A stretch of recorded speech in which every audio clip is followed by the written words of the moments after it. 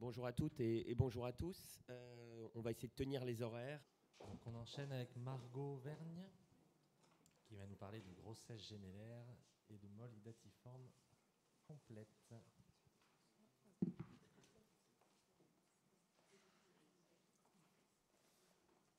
Donc 8 minutes de présentation et quelques minutes de questions derrière. À toi de jouer. Je ne sais pas comment passer à la présentation.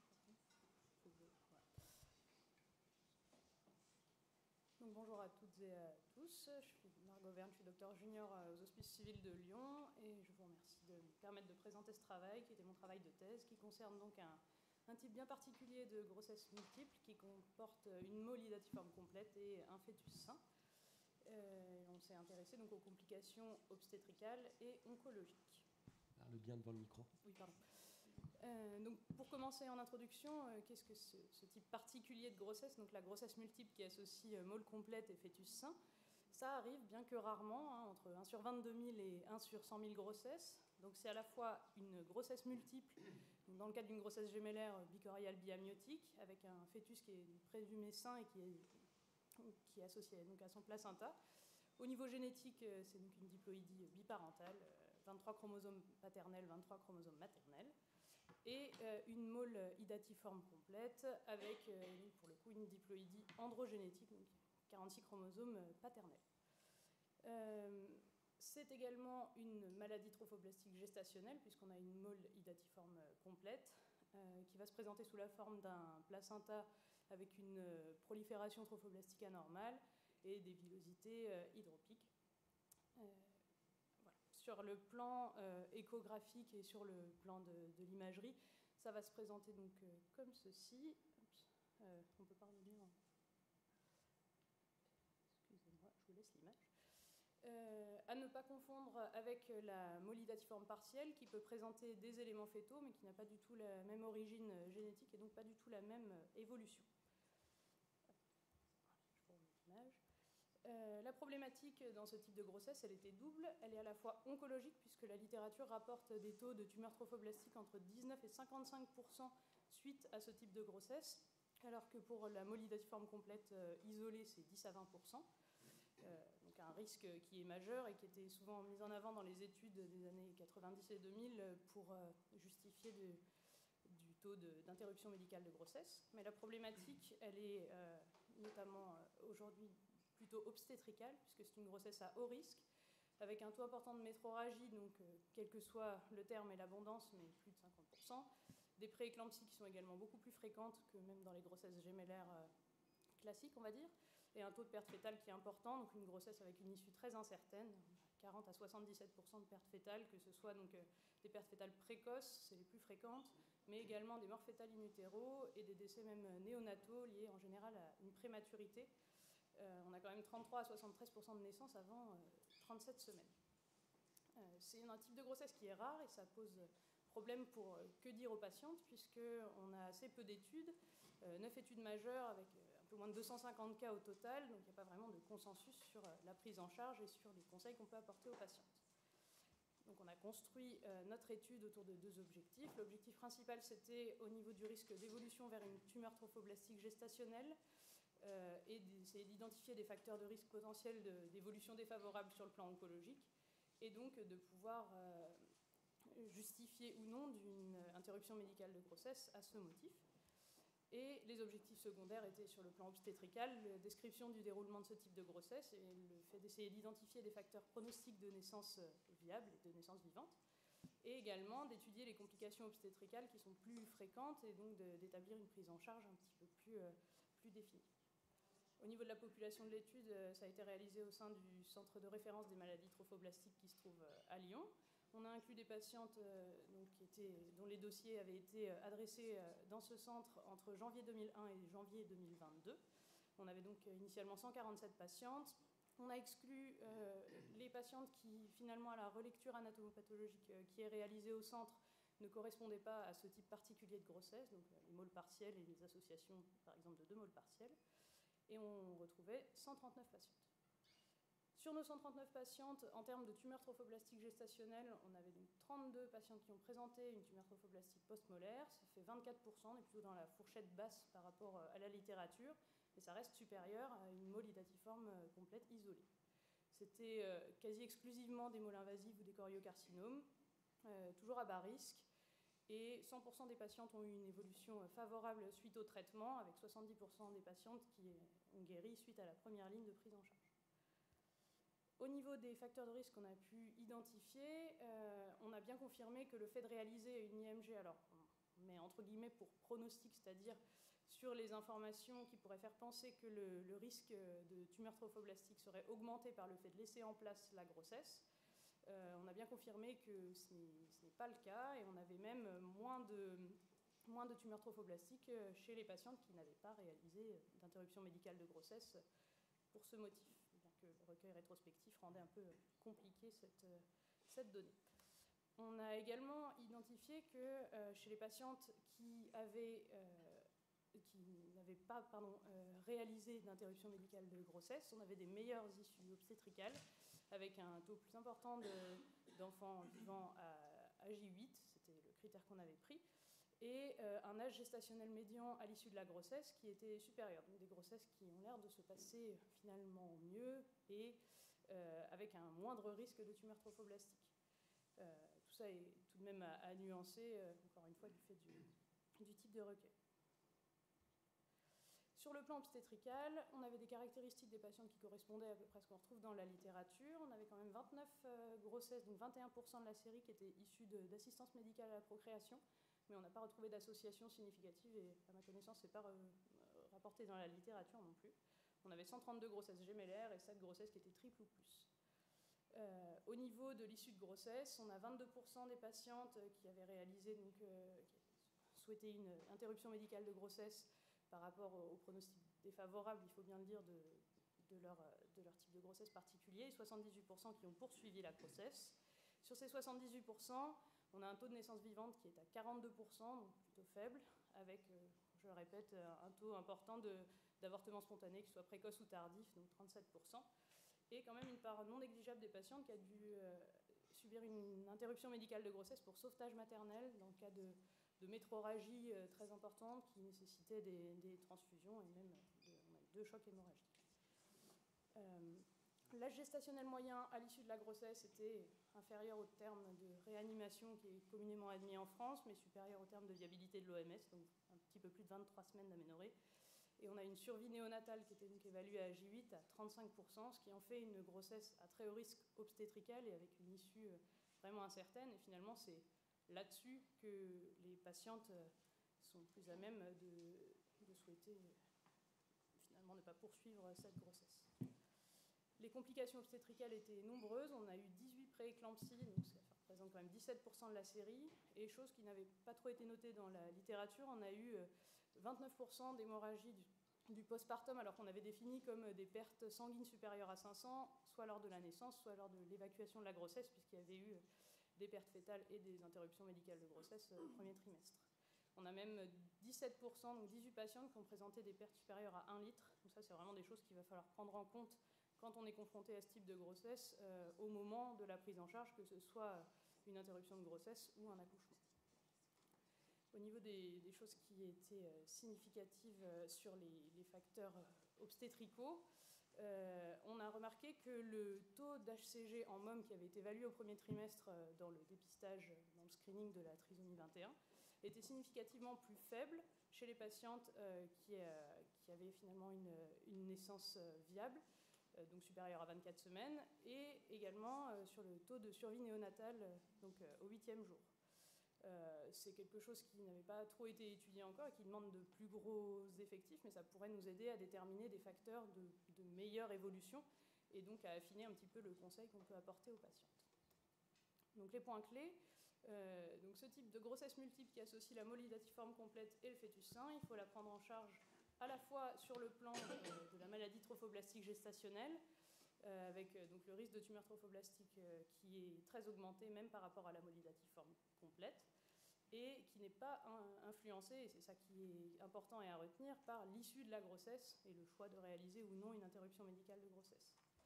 Également, et presque même surtout, j'aurais tendance à dire, la grossesse, ce type de grossesse est une grossesse à haut risque, avec un taux de perte fétale et néonatale qui est très importante, et des complications qu'il va falloir prendre en charge probablement plutôt dans une maternité de niveau 3. Donc on aura besoin à la fois d'une surveillance standardisée sur le plan de la maladie trophoblastique, qui n'est pas encore définie du fait du faible nombre de patientes, donc se référer au centre des maladies trophoblastiques et avoir un temps de suivi spécifique à ce type de grossesse.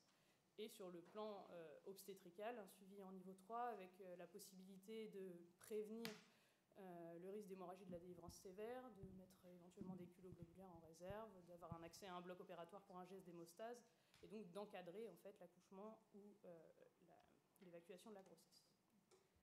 Je vous remercie pour votre attention. Est-ce que vous avez des questions ?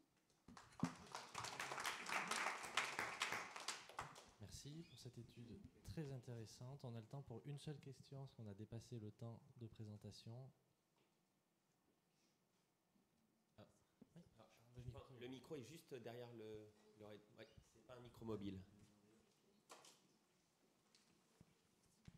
J'avais une question en termes de récidive, s'il vous plaît, pour ces patientes. Est-ce qu'on peut leur dire, est-ce qu'on peut les rassurer en termes de récidive ou pas du tout ?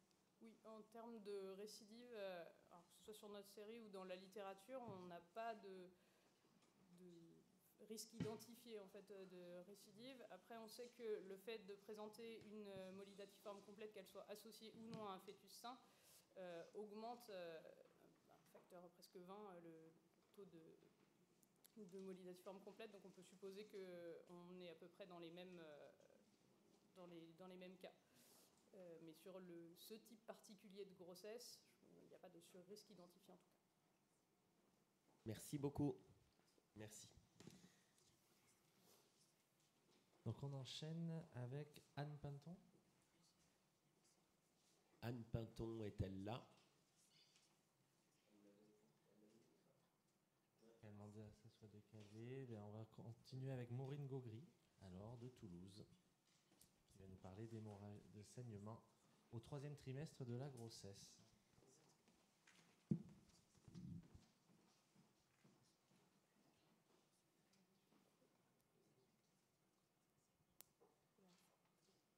Bonjour, donc moi je suis Maureen Gaugry, je suis docteur junior en gynécologie obstétrique à Toulouse. Je vais vous présenter mon travail de thèse du coup, que j'ai réalisé sous la direction du docteur Paul Guerby, qui est MCUPH en gynécologie obstétrique à Toulouse. Et donc mon travail qui s'intitule Antepartum Hemorrhage, Factors Associated with Adverse Maternal and Fetal Outcomes. Donc antepartum hemorrhage signifie du coup tout saignement génital qui survient entre 24 semaines d'aménorrhée et la naissance. Il complique environ 3 à 5% des grossesses et représente une importante cause de mortalité périnatale et morbidité maternelle. Les principales causes que nous pouvons retrouver sont le placenta prévia. En effet, près de 50% des patientes avec placenta prévia auront au moins un épisode de saignement pendant la grossesse. Ensuite, on a la présence d'un hématome marginal et enfin l'origine inconnue qui représente environ 40% des cas et qui reste bien sûr un diagnostic d'exclusion. Il est important d'éliminer en première intention les causes les plus graves qui nécessitent une extraction fétale en urgence, comme l'hématome rétroplacentaire, la rupture utérine ou l'hémorragie de Benkiser. Les saignements au 3e trimestre de la grossesse représentent donc une proportion importante des hospitalisations des femmes enceintes. Le protocole au sein de notre maternité à Paul de Villiers à Toulouse est le suivant. En cas de placenta prévia, une hospitalisation d'au minimum 7 jours après arrêt des saignements est préconisée s'il s'agit du premier ou du 2e épisode de saignement. Après le 3e épisode de saignement, une hospitalisation définitive jusqu'à l'accouchement est préconisée. En cas de saignement inexpliqué ou hématome marginal, une hospitalisation d'au minimum 48 heures après arrêt des saignements est préconisée.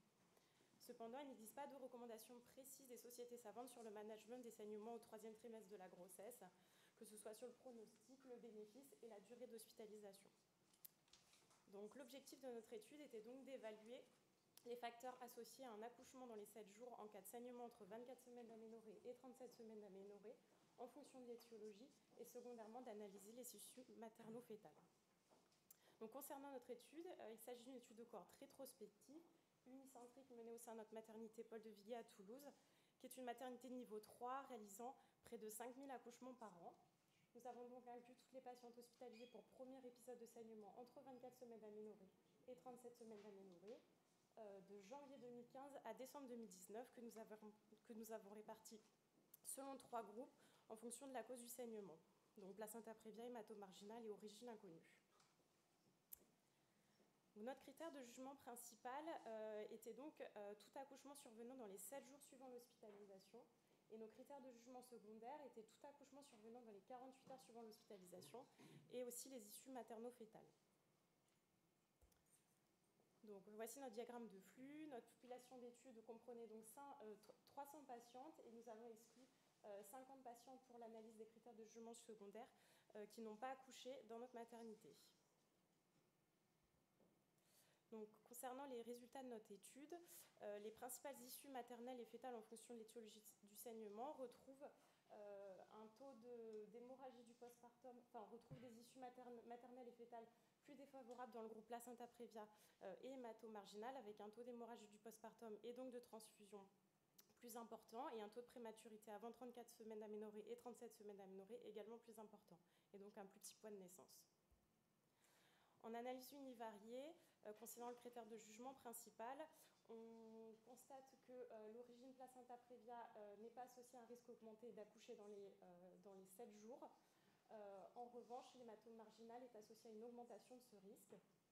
Concernant le critère de jugement secondaire, on peut constater que l'origine hématome marginal est associée à une augmentation du risque d'accoucher dans les 48 heures avec un odds ratio, comme vous pouvez le voir, très élevé. Enfin, un dernier point, dans le dernier tableau, on a pu constater que parmi les patientes hospitalisées avant 34 semaines d'aménorrhée et qui ont finalement accouché à terme, une importante proportion de celles-ci, 72%, avaient reçu la corticothérapie anténatale. On va en discuter après. Ensuite, en ajustant avec différents facteurs de confusion, on peut constater que l'origine placenta prévia n'est toujours pas associée à un risque augmenté d'accoucher dans les 7 jours. On a retrouvé d'autres facteurs de risque indépendants les uns des autres d'accoucher dans les 7 jours, que sont la présence d'un retard de croissance intra-utérin, l'abondance des saignements à l'admission et l'âge gestationnel avancé. Également, l'origine inconnue des saignements en analyse multivariée ne revient pas comme un facteur de risque d'accoucher dans les 48 heures. On a comme facteur de risque d'accoucher dans les 48 heures l'âge gestationnel avancé à l'admission. Et dans le sous-groupe des patientes hospitalisées avant 34 semaines d'aménorrhée, l'origine hématome marginale revient comme un facteur de risque d'accoucher dans les 48 heures. Donc, concernant nos principaux résultats, donc, le placenta prévia n'est pas associé à un risque augmenté d'accoucher dans les 7 jours. Pourquoi en effet, quand les patients qui ont un placenta prévia ont un risque important de présenter au moins un épisode de saignement pendant la grossesse. Or, dans la majorité des cas, la situation initiale se stabilise, et donc avec un arrêt des saignements et donc un risque d'hémorragie cataclysmique faible. On peut dire que s'il s'agit d'un premier épisode de saignement sur placenta prévia, que la situation s'est stabilisée, le risque d'accoucher dans les 7 jours est faible. Ces résultats questionnent donc vraiment sur l'intérêt de l'hospitalisation prolongée en cas de placenta prévia. Enfin, pour l'origine inconnue des saignements, elle n'est pas associée à un risque augmenté dans les 48 heures. Donc, quelques remarques. Pourquoi l'âge gestationnel avancé apparaît comme un facteur de risque d'accoucher? En fait, juste tout simplement, il paraît plus acceptable d'induire l'accouchement si le terme est avancé que si le terme est précoce, avec tous les risques liés à la prématurité. En fait, ces résultats ils sont juste liés aux pratiques obstétricales elles-mêmes. Donc, on avait réalisé une analyse en sous-groupe des patientes hospitalisées avant 34 semaines d'aménorrhée pour diminuer ce biais. Enfin, un second point que nous avons constaté, que j'ai parlé tout à l'heure, c'est que parmi les patients qui étaient hospitalisés avant 34 semaines d'aménorrhée et qui ont finalement accouché à terme, on a une proportion importante qui avait reçu la corticothérapie anténatale. Or, plusieurs études ont démontré que cette corticothérapie est associée à un risque augmenté d'anomalies du neurodéveloppement chez les enfants exposés, et en particulier ceux qui sont nés à terme. Ces constatations renforcent donc l'importance de bien cibler les patients qui sont réellement à risque d'accoucher prématurément et celles qui nécessitent réellement de cette corticothérapie. Notre étude pourrait avoir un impact en pratique clinique. En effet, en cas de placenta prévia, puisque le risque d'accoucher dans les 7 jours est faible, il n'y a pas d'argument pour une hospitalisation prolongée systématique. Cependant, on a constaté qu'il y a quand même une petite proportion qui accouche dans les 48 heures, Donc, il semblerait raisonnable de ne pas prolonger l'hospitalisation après 48 heures si la situation initiale s'est stabilisée et bien sûr en l'absence d'autres facteurs de risque. En cas d'origine inconnue ou inexpliquée, de la même façon, le risque d'accoucher dans les 48 heures est faible, donc il n'existe pas d'argument pour une hospitalisation systématique en l'absence d'autres facteurs de risque. En revanche, en cas d'hématome marginal, le risque d'accoucher dans les 7 jours et dans les 48 heures est augmenté, donc ce groupe de patientes nécessite une vigilance plus particulière. En conclusion, on peut dire que les saignements au 3e trimestre de la grossesse sont associés à une morbidité maternelle et fétale importante, et en particulier dans le groupe placenta prévia ou hématome marginal. Cependant, on n'a pas d'augmentation du risque d'accoucher dans les 7 jours en cas de placenta prévia, donc il n'y a pas peu d'arguments pour une hospitalisation prolongée systématique. Il existe cependant d'autres facteurs de risque d'accouchement, comme l'abondance des saignements, le nombre de récurrences, l'âge gestationnel avancé à l'admission ou la présence d'un retard de croissance intra-utérin. En fait, il semblerait intéressant d'individualiser les soins, avec notamment la durée d'hospitalisation ou la nécessité de réaliser une corticothérapie anténatale en fonction d'une part de l'étiologie et d'autre part de facteurs de risque associés. Voilà. Merci. Merci. Merci beaucoup, Maureen, pour ce travail. Y a-t-il des questions dans la salle à poser à Maureen, en attendant qu'on se réveille, n'ose. Comme vous le voyez, il y avait un gros besoin de changement de protocole à Toulouse. Alors justement, donc, avec ces données, est-ce que maintenant, à Toulouse, vous êtes modernisé? C'est en cours. Est-ce que les protocoles ont changé? Moi, je suis en train de le changer, là, le protocole. Donc, toutes les patientes 13-48 heures ou hématome marginal Un peu plus, ouais. Ce serait objectif, s'il n'y a pas d'autres facteurs de risque, c'est qu'on les garde 48 heures pour surveiller, et puis si elles sont stables, elles rentrent. Pour tout le monde, donc quelle que soit l'étiologie des saignements. Hématome marginal. Non, mais j'ai pas de souci avec ça. Ouais. On fait ça. On va plus garder les patients que... Ok. Et il y a une question. Il faut que tu te mobilises. Moi, comme je ne suis pas très fort, j'arrive pas cliniquement parfois à savoir si c'est un hématome marginal ou pas. Et je trouve ça difficile comme recommandation de dire hématome marginal. C'est plus à risque et tout, c'est compliqué. Et je pense que l'abondance ou voilà, la dynamique des saignements doit rentrer en compte. Je sais que c'est difficile à capturer dans une étude, mais voilà, je pense que c'est... voilà. Et l'éloignement aussi des patients, je ne sais pas si c'est un critère qu'il faut prendre en compte, parce que la vitesse de recours aux soins... Si, moi je ne l'ai pas étudié dans cette étude. Ouais, mais bien sûr que ça prend. Et il y a un truc, merci pour votre topo, c'était hyper bien. À un moment, vous écrivez que la corticothérapie anténatale, c'est associé à un trouble du neurodéveloppement et tout. Non, ça c'est... j'ai vu des... Non, mais bien sûr, et c'est hyper important qu'on se pose des questions sur nos pratiques, et je vous rejoins complètement en ce sens qu'on fait trop de corticothérapie, et que, etc. Mais voilà, la diaboliser.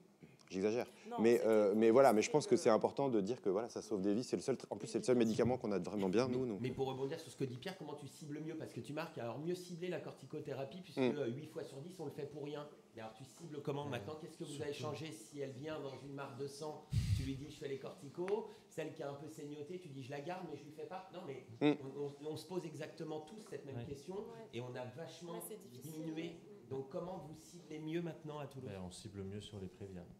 Voilà, parce que nous, avant tout placenta prévia on faisait stable, les corticos. Tout saignement de 3e trimestre, il y avait les... Quelle que soit l'abondance, voilà, vous étiez très... Ça avait déjà changé là depuis. Il y a beaucoup de gens qui font ça. Mais... Oui. Bon, merci. Merci beaucoup, Maureen. Merci.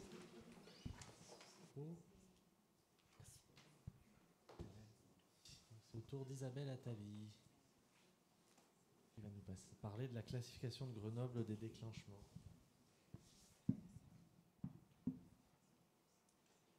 Bonjour à tous, donc, je suis Isabelle Attali, interne de gynécologie et obstétrique à Paris. Je vais vous présenter donc mon étude qui porte sur l'augmentation des taux de déclenchement au sein de la maternité Port-Royal entre 2014 et 2021, et plus particulièrement l'étude des caractéristiques des groupes de patientes qui contribuent le plus à cette augmentation. Donc, le déclenchement du travail est une pratique de plus en plus fréquente. Elle concerne en effet 25% des accouchements en 2021 selon la dernière enquête nationale périnatale, contre 22% en 2016, et ce taux était stable entre 2010 et 2016. Les indications et les techniques de déclenchement sont très variables d'une maternité à l'autre, et donc il est important d'en évaluer nos pratiques, et en particulier de voir dans quel contexte et pour quelle cause cette augmentation est retrouvée. Pour cela, il nous fallait donc une classification standardisée, simple et reproductible. Nous avons donc utilisé la classification de Grenoble qui a été publiée en 2022 par l'équipe de Grenoble, qui a l'air d'être un bon outil, en tout cas qui a pour mérite d'être plus simple et reproductible que les précédentes, à l'image de la classification de Robson pour les césariennes. Cette classification repose sur des critères obstétricaux bien définis, avec un questionnaire de 8 questions successives dont l'ordre et les relations entre les groupes sont importants pour une interprétation rapide et facile des données. Donc si c'est une grossesse multiple, c'est le groupe 1, présentation en siège, groupe 2, accouchement avant 37 semaines, groupe 3, rupture prématurée des membranes, mais accouchement après 37 semaines, groupe 4, accouchement après 41 semaines, groupe 5. Ensuite, si l'accouchement a lieu entre 37 et 40 semaines et 6 jours, s'il y a une pathologie maternelle, c'est le groupe 6, pathologie fœtale, groupe 7. Et enfin, si la patiente a répondu à aucune des questions précédentes, c'est qu'a priori, il n'y avait pas d'indication médicale au déclenchement, et donc elle rentre dans le groupe 8. L'objectif principal de notre étude a été de comparer la répartition des indications de déclenchement selon la classification de Grenoble entre deux périodes, 2014-2017 et 2018-2021, au sein de la maternité Port-Royal. Notre objectif secondaire a été de comparer les taux de césarienne parmi les patientes déclenchées. On a utilisé 2018 comme année seuil suite à l'étude et à la publication de Grobman, l'étude Rife publiée dans le New England en 2018, qui a retrouvé notamment une diminution du taux de césarienne chez les patientes déclenchées par rapport au travail spontané. On a réalisé une analyse univariée puis multivariée avec ajustement sur 2 facteurs, la parité et l'origine géographique. On est donc parti d'une population de toutes les patientes qui ont accouché entre 2014 et 2021 au sein de la maternité Port-Royal. On a exclu les IMG, les morts fœtales in utero, les accouchements avant 24 semaines et ou de nouveau-nés inférieurs à 500 grammes. On avait donc une population d'enfants vivants viables de 40 800. Puis on a exclu les césariennes avant travail et les mises en travail spontanées, ce qui nous a permis d'obtenir un nombre total de déclenchements de 9 523. C'est donc une étude observationnelle, rétrospective et unicentrique. Ce tableau représente l'évolution des caractéristiques de notre population au cours de la période d'étude, donc entre 2014 et 2021.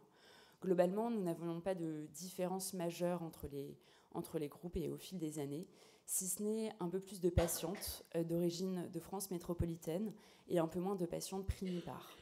On avait un âge moyen des patientes autour de 33 ans, 1 à 2% des patientes qui avaient une HTA préexistante, 2 à 3% avaient un diabète préexistant. L'âge gestationnel moyen à l'issue était de 39 semaines et demie.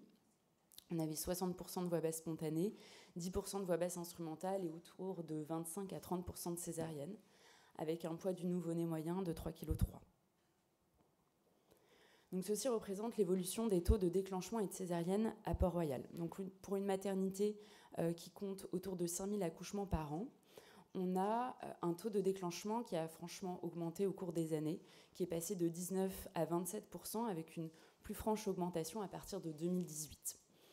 Le total des césariennes sur le total des accouchements est assez stable au fil des années, autour de 25%.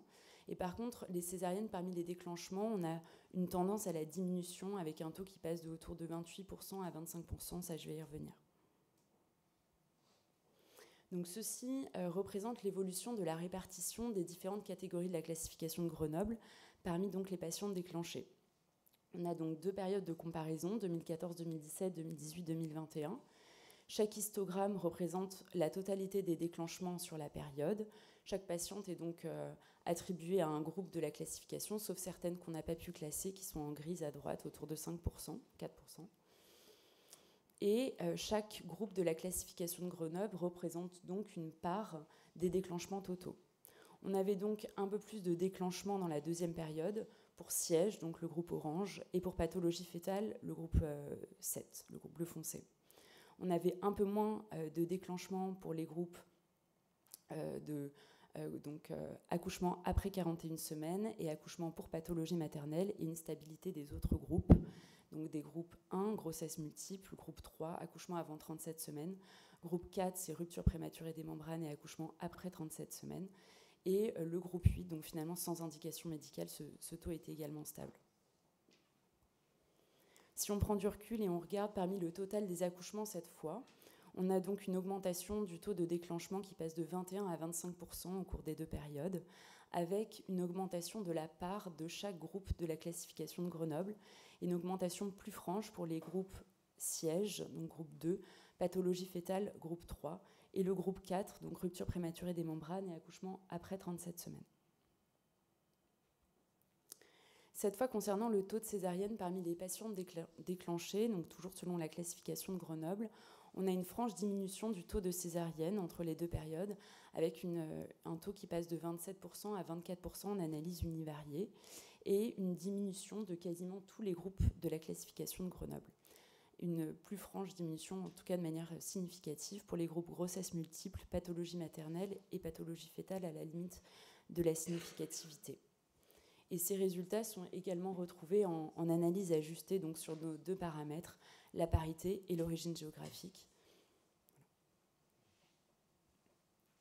Donc au total, l'utilisation de la classification de Grenoble nous a paru un bon outil, mais reste imparfaite parce que finalement, le groupe dans lequel est attribuée la patiente ne reflète pas forcément l'indication réelle du déclenchement. Par exemple, le groupe 1, les grossesses multiples, toutes les patientes sont dans ce groupe-là, alors que finalement, ce n'est pas forcément parce que c'est une grossesse multiple qu'elle va être déclenchée. Et parfois, pour nous, assez difficile à utiliser en rétrospectif à partir d'une base de données informatisée avec pas mal de données manquantes.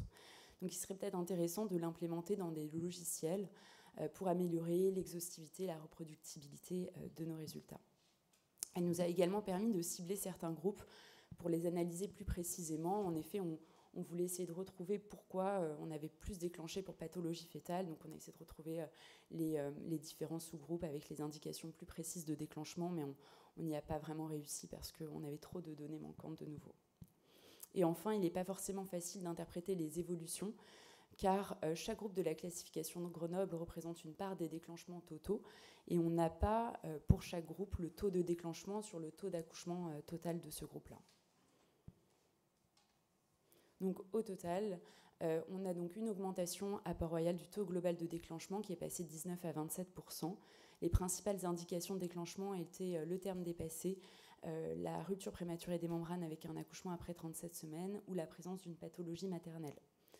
On a retrouvé une augmentation du taux de déclenchement pour les sièges et pour les pathologies fœtales, probablement liée pour les sièges au fait que les protocoles ont changé à Port-Royal sur les déclenchements sur col intermédiaire des sièges en 2018 et également suite à la publication des critères d'âme de macrosomie en 2015. On n'a pas retrouvé d'augmentation des déclenchements sans indication médicale dans notre maternité. Et enfin, on retrouve une diminution du taux de césarienne chez les femmes déclenchées entre les deux périodes. Donc se posent les questions, est-ce qu'on déclenche plus parce qu'on déclenche mieux ou est-ce qu'on déclenche plus de patientes qui représentent des situations obstétricales plus cliniquement favorables. Voilà. Merci. Merci beaucoup. C'est très intéressant. Y a-t-il des questions dans la salle? Moi, j'en ai une en attendant. Bravo, parce que vous avez été très réactif, en tout cas, dès qu'il y a eu l'organisation et la publication de la classification de Grenoble. Vous en êtes de suite emparé pour étudier ces données-là qui sont très intéressantes. Donc, on le voit pour le groupe 7. Tu mets que la principale explication sur les pathologies fœtales serait peut-être sur le changement de protocole sur les macrosomes. Je ne pense pas que c'est aussi quand on devient de plus en plus actif sur les PAG et RCU. Dès qu'on dépasse 37 semaines, il n'y en a pas beaucoup qui doivent laisser dépasser 39 semaines ou qui déclenchent plus facilement, alors qu'on pouvait avant les laisser aller jusqu'à terme, pas de Doppler normaux et qu'on était du troisième percentile. Oui. C'est vrai. Et ça, tu n'as pas cette donnée du tout sur l'indication dans le groupe 7. En fait, on a essayé de le faire, mais on avait trop de données manquantes parce que finalement, quand on prend une base de données informatisée, le codage est fait que les sages-femmes ou les médecins mettent pathologie fœtale, autre pathologie fœtale. On avait le diabète, on avait par exemple juste le fait que c'était le poids de naissance qui était anormal, mais on n'avait pas de détails plus précis, donc il fallait retourner dans les dossiers papier de toutes les patientes, et en fait on avait un nombre tellement important de dossiers qu'on ne l'a pas fait, on s'en est tenu à la base de données informatisée. Nicolas. J'ai une question rapide. En fait, la dernière phase d'émission du taux de césarienne chez les femmes déclenchées entre les deux périodes, est-ce qu'il y a eu une modification de votre protocole de déclenchement sur la période ou c'est toujours pareil, enfin, vous avez un protocole qui est stable? Et l'occupation en salle de naissance, par exemple. Est-ce que les patientes vous les laissez plus longtemps parce que ça peut être un effet, pas pervers, mais en tout cas un effet qui biaise vos résultats pour expliquer pourquoi vous avez moins de césariennes. Est-ce qu'on a changé les protocoles de déclenchement de manière générale? Le protocole, il y a la durée qu'on s'autorise avant qu'on considère que c'est un échec de déclenchement. Je vais juste me permettre d'intervenir parce que du coup c'est moi qui ai encadré Isabelle pour aider pour répondre à ces questions. Non, on n'a pas vraiment changé en fait les protocoles de déclenchement. Après, l'hypothèse qu'on a, c'est que comme en fait on déclenche de plus en plus, potentiellement qu'on déclenche mieux, c'est-à-dire qu'en fonction du col et de la situation clinique, on sait plus facilement quel type de produit utiliser pour déclencher et ce qui aurait pu diminuer notre taux de césarienne. La question d'avant sur les pathologies fétales, nous à Port-Royal, on est quand même on va très facilement en fait au bout de la grossesse sur les PAG avec des dopplers normaux et des rythmes normaux, donc c'est pas vraiment l'explication qu'on a. Après, encore une fois, je pense que comme on est rassuré sur le taux de césarienne des patientes qu'on déclenche, potentiellement qu'on déclenche plus les patientes qui viennent pour une diminution des MAF, des anomalies du rythme, ou peut-être qu'avant, sur la première période d'études, on était un petit peu plus... on les déclenchait moins, en fait, et je pense que maintenant, ces patientes-là, on a plus tendance à les déclencher, même sur des cols qui ne sont pas favorables. Et les macrosomes, vous les déclenchez alors? Ah oui, bien sûr. D'accord. Oui. Selon les critères d'âme, on les déclenche. Selon les critères d'âme. Ouais. D'accord. Ouais. En tout cas, vous avez tenu bon sur les méthodes de convenance. Oui. Ouais. Non, mais j'étais curieux de voir ça. En fait, nous, c'était... On trouve toujours une bonne, en fait, raison de les déclencher. c'est ça. Et puis, honnêtement, nous, c'était une de nos hypothèses. On s'est dit, en fait, on a augmenté notre taux de déclenchement. Peut-être que c'est parce qu'on a augmenté les taux de déclenchement pour convenance. En fait, pas du tout, finalement. Donc, on était plutôt contents de nos résultats. C'est ça. Pour rejoindre ce que disait Nicolas, sans changer forcément les protocoles, on a tous évolué quand même sur cette période-là, sur la gestion du travail, sur la définition de la phase active. Qui est quand même passé de 3 à 5-6 cm plus tôt. Et avant de dire échec de déclenchement, ça, on l'a tous fait. Et ça, c'est sûr que ça biaise sur nos taux de... Et en fait, en effet, sur la méthode de déclenchement en tant que telle, il n'y a pas eu vraiment de changement de protocole. Après, c'est sûr qu'en effet, sur la phase de latence, la phase active, notamment aussi sur... nous, le temps qu'on laisse les patientes à dilatation complète, on a un peu augmenté aussi le délai. On est passé de 3 à 4 heures, en fait. Mais bon, ça, c'est vraiment assez récent quand même. Et ça peut expliquer. Pas sur la méthode, pas sur les méthodes de déclenchement utilisées, mais plutôt sur en fait la gestion du travail après. Voilà. Merci beaucoup. Merci. C'est au tour de Anne Pinton.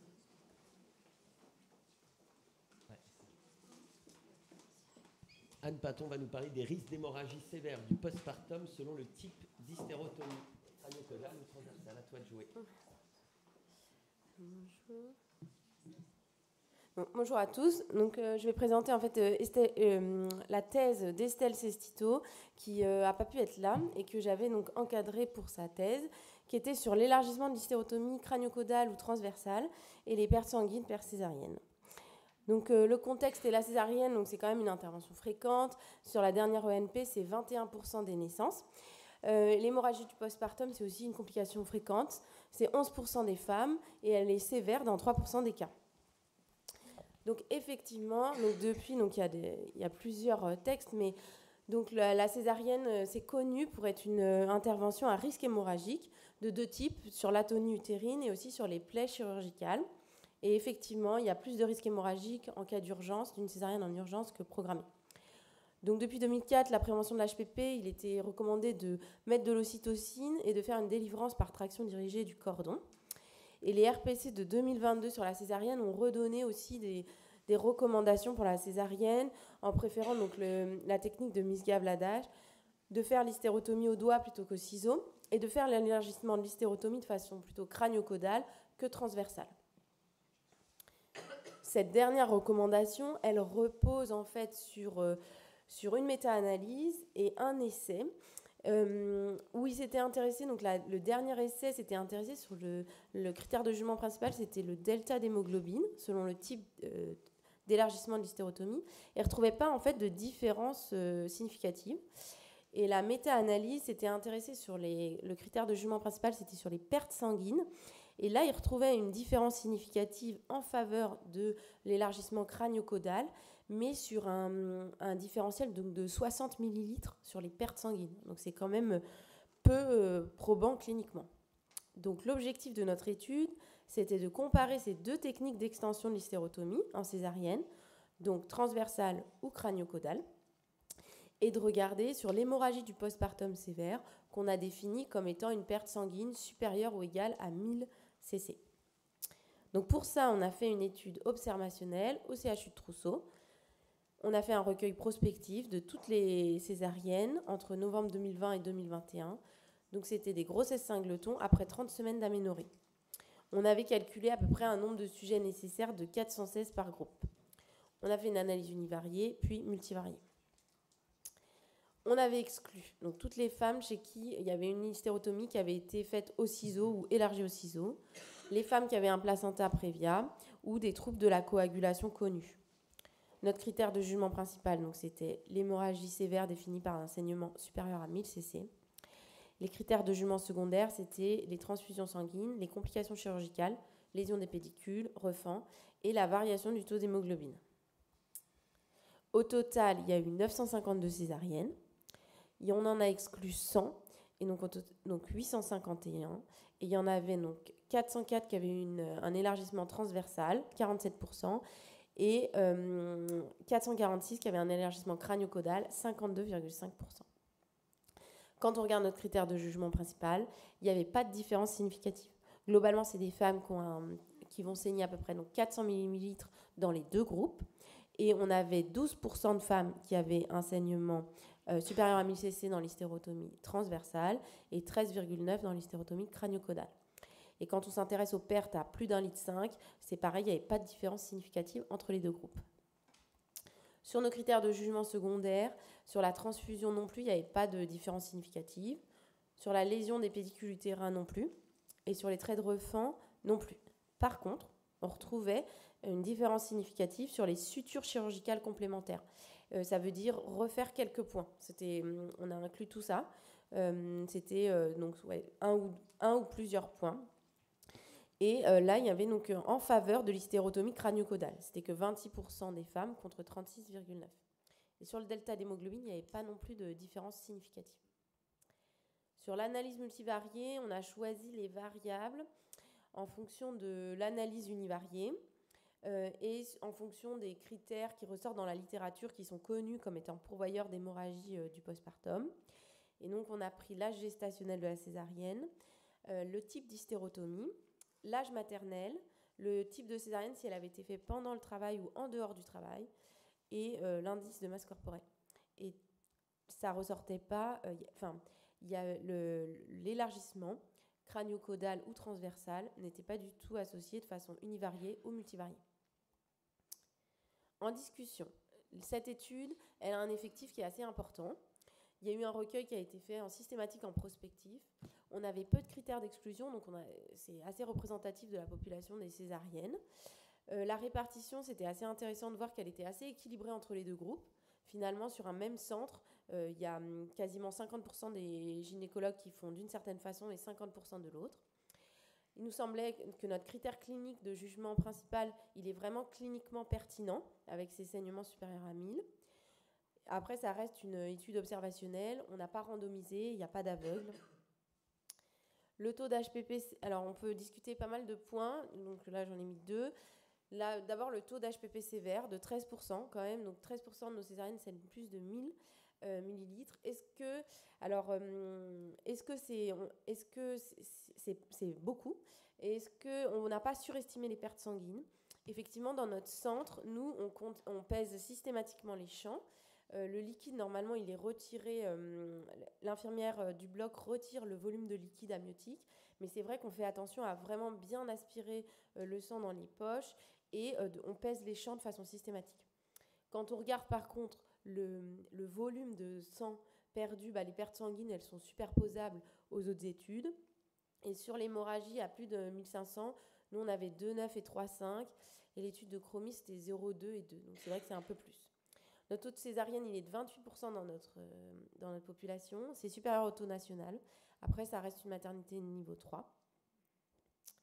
Et donc, en conclusion, ce qu'on peut dire, c'est qu'on n'a pas mis en évidence de différences significatives entre l'élargissement crânio-caudal ou transversal sur le critère d'hémorragie du postpartum sévère en analyse univariée et multivariée.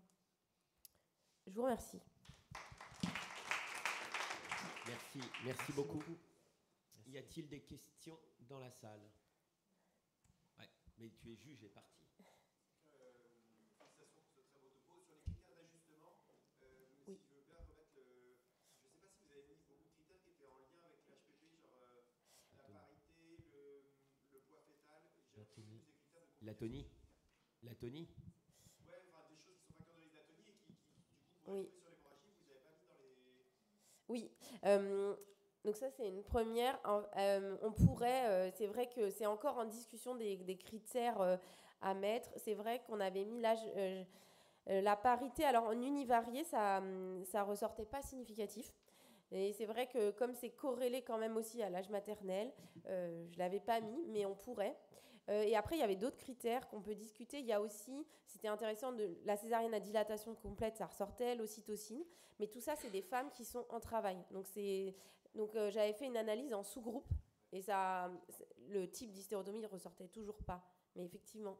Et pour l'atonie, parce que c'est une question, parfois ça saigne parce qu'il y a une atonie et c'est pas votre hystérotomie qui saigne, c'est l'atonie qui saigne. Est-ce que vous avez regardé le Nalador, par exemple, qui était utilisé pour une atonie dans ces patientes? Ah oui, je pourrais, ouais, c'est vrai. L'utilisation du Nalador, parce qu'on se pose la question, mais ça rejoint un petit peu ces critères qui pourraient être des facteurs confondants. Et moi, j'ai juste une question. Vous utilisez des... Alors, comment on choisit son incision à trousseau? Alors, je crois que ça dépend de l'opérateur. Oui. C'est vrai. Il me semble que j'ai été chef à trousseau, on faisait les crânio-caudales. Il me semble-t-il, peut-être que... Alors, en fait, ça dépend de l'opérateur. Je crois qu'il y a des opérateurs, des chefs qui laissent l'interne choisir. Et il y en a d'autres qui imposent un type. D'accord, parce qu'on se demandait d'où vous les trouviez, parce qu'on est plus nombreux maintenant à faire je pense, des crânio-caudales, mais peut-être pas. Typiquement, moi je plaide coupable, peut-être que le niveau de preuve sur la crânio-caudale ne m'ayant pas convaincu, je n'ai pas de prérequis sur ça. Donc en fait, toutes les patientes où c'était des latérales, c'est Pierre Delorme. Non. On a fait beaucoup de césariennes dans la trousseau. Et ce qui est intéressant aussi, c'est que on voyait que ceux qui faisaient des transversales, on avait pris l'ancienneté du senior, mais ça ressortait pas, mais on avait pris en inférieur à 2 ans, supérieur à 2 ans, donc peut-être qu'on aurait dû prendre autre chose. Mais ce qui ressortait par contre, c'est ceux qui font des transversales, ils font plus de décollement vésical et ils font plus de délivrance artificielle. Voilà, mais je... Merci en tout cas. Ouais. Merci beaucoup. Merci beaucoup. On est presque à l'heure. On va passer au dernier topo de Johan Attiel.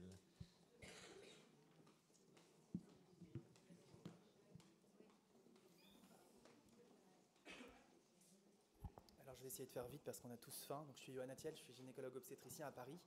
Et du coup là on a vu plein de présentations, la majorité faite par des internes. Et du coup la question c'est de savoir est-ce qu'ils vont finalement publier leurs travaux. Et du coup c'est la question qu'on s'est posée à la maternité Port-Royal, hein, de savoir le taux de publication et aussi les facteurs associés à la publication. Alors pourquoi est-ce qu'il faut publier? Alors tout d'abord pour diffuser son travail, pour partager ses données, pour faire avancer la science. On sait aussi que ça permet une valorisation du travail effectué, une reconnaissance. On sait que c'est un certain passage obligatoire pour la validation, par exemple, du DES, pour obtenir des points SIGAPS pour des postes universitaires. Et aussi, ça rapporte des sous. Il faut savoir qu'il y a un système de comptabilité des publications avec les points SIGAPS et qu'un point SIGAPS, en fonction de la revue et du rang des auteurs, c'est 648 € pendant 4 ans. Donc, quand on est premier auteur dans la JOG, ça rapporte au service 82 000 €. À la maternité Port-Royal, ce qu'il faut savoir, c'est que pour chaque interne qui passe tous les 6 mois, il y a un projet de recherche qui est assigné à l'interne, qui est obligatoire. L'interne est encadré par un des seniors du service. Il y a des réunions en début de semestre pour valider le projet. Et le projet est présenté en fin de semestre. Et l'objectif, c'est quand même la publication. L'objectif de cette étude, c'était de déterminer le taux de publication à partir de ces projets de recherche, des caractéristiques de publication et d'évaluer les facteurs menant à la publication, à la fois les facteurs liés à l'interne, aux caractéristiques des études, et d'éventuellement voir les freins à la publication, tout ça en comparant les internes qui ont publié et les internes qui n'ont pas publié. On a fait donc une étude rétrospective qui portait sur l'ensemble des internes de 2010 à 2020. On n'a pas inclus 2021-2022 parce qu'il y a pas mal de données dans la littérature qui disent que le délai de publication moyen, c'est 2 ans. Donc c'était pour limiter le biais lié à ce délai de publication. Et on a fait 2 analyses, à la fois directement sur PubMed, j'ai regardé tout toutes les publications avec les internes et les projets. Et on a aussi envoyé un questionnaire à tous les internes avec des questions sur leurs caractéristiques avant le passage à Port-Royal, leur évolution professionnelle, l'encadrement et les freins rapportés à la publication. Il y avait 156 internes sur les 10 ans, 130 ont répondu au questionnaire, donc on a à la fois des données via PubMed et des données sur les 130 répondants. Le taux de publication, il était de 31%, avec un délai moyen de publication de 27 mois. Le rang de l'interne dans les auteurs, il était premier auteur dans 75% des cas. Quand on regarde la population globale des internes, juste un point à soulever, c'est qu'il y a quand même un interne sur 2, en tout cas, qui passe à la maternité Port-Royal, qui réalise un Master 2, tandis que seuls 14% des internes ont finalement une vocation universitaire. Concernant les études qui sont réalisées, on voit que il y a des études de rétrospectives, des études prospectives. Plus de la moitié des études, des projets de recherche réalisés à Port-Royal sont présentés dans des congrès régionaux, nationaux ou internationaux, et que plus de la moitié des projets de recherche effectués à Port-Royal sont utilisés pour la mémoire de DES ou une thèse de médecine. Quand on compare en analyse univariée donc les internes ayant publié et les internes n'ayant pas publié, les facteurs qui ressortent sont l'âge de l'interne, et plus on est jeune, plus on publie, et puis la réalisation d'une thèse de sciences, d'un clinica et d'une vocation universitaire. Et pour le critère vocation universitaire, c'était simplement une question qu'on posait à l'interne. Est-ce que vous avez une vocation universitaire ?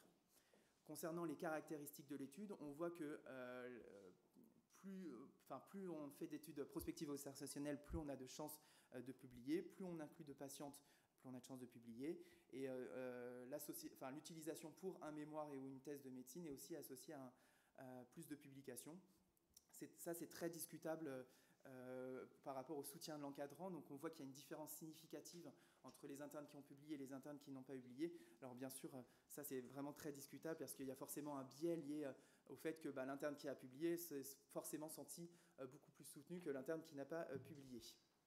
En analyse multivariée, donc par régression logistique, les facteurs qui ressortent principalement, c'est une variable composite universitaire, c'est-à-dire en gros on a pris tous les internes qui a posteriori ont une vocation universitaire et ont réalisé une thèse de sciences, et on voit qu'on a 4 fois plus de chances de publier. Lorsqu'on a fait une étude prospective observationnelle, on a 7 fois plus de chances de publier, et lorsqu'on a inclus plus de 500 patientes, on a 8 fois plus de chances de publier par rapport aux autres études. Les raisons évoquées pour la non-publication, quand on posait la question aux anciens internes dans le questionnaire, c'est principalement des travaux non aboutis ou par manque de temps. Les forces et les limites de notre étude, donc c'est la première étude qui s'intéressait aux déterminants de publication chez des internes de gynécologie obstétrique. Donc en France, on a un effectif important avec un taux de réponse important de plus de 85%. On a forcément un biais d'échantillonnage, et ça on l'a montré parce que le taux de publication était plus important chez ceux qui ont répondu au questionnaire par rapport à ceux qui n'ont pas répondu au questionnaire. Et peut-être un problème de validité externe, est-ce que les internes qui sont passés à la maternité Port-Royal sont représentatifs de tous les internes de gynécologie obstétrique en France ? Quelques petites données de la littérature pour comparer la publication des thèses de médecine en France, ça va de 11 à 35%, donc on se situe effectivement autour de ces chiffres-là. On sait que l'activité de publication des internes, elle favorise l'accès à certains postes, et notamment les postes de chef de clinique. Que le principal facteur qui est associé à la productivité scientifique des internes, ça a été vraiment montré dans la littérature, c'est le temps consacré à la recherche. Et du coup, probablement que du temps dédié à la recherche ou la réduction des heures de travail des internes serait associé à une augmentation de leur productivité scientifique et du taux de publication. Donc au final, en conclusion, alors soit on dit moins d'un tiers, soit un tiers des internes publient leur travail de recherche, qu'il y a des facteurs qui mènent à la publication qui sont liés au caractère universitaire de l'interne, mais aussi à la qualité de l'étude. Et on sait que le frein majeur à la publication, c'est probablement le manque de temps. Merci. Merci Johan, on a une question de Pierre-François. Oui, juste une petite question. Est-ce que tu as regardé, parce que la maquette du DES a aussi changé avec les années, je ne parle pas du temps de Paul Bérabédin, mais est-ce que tu as regardé avec l'obligation maintenant de publier, en tout cas en Ile-de-France, pour pouvoir son DES, est-ce que c'est aussi à considérer comme un biais ou pas par rapport aux années précédentes? Je ne sais pas si en 2010 c'était pas déjà le cas. Non, je n'ai pas regardé. Paul, c'était déjà le cas quand tu passais à Port-Royal? Tu as passé ton internat? En tout cas, Paul a publié son étude de Port-Royal. Mais... Non, je ne l'ai pas publié. Tu l'as pas publié? Non, je ne l'ai pas publié. Mais après, j'ai fait une thèse. Oui. Non, mais... Non, je ne l'ai pas publié. J'ai honte, Camille, tu ne le savais pas, mais... Je vais peut-être m'y mettre là. Ce travail-là, mais ta thèse.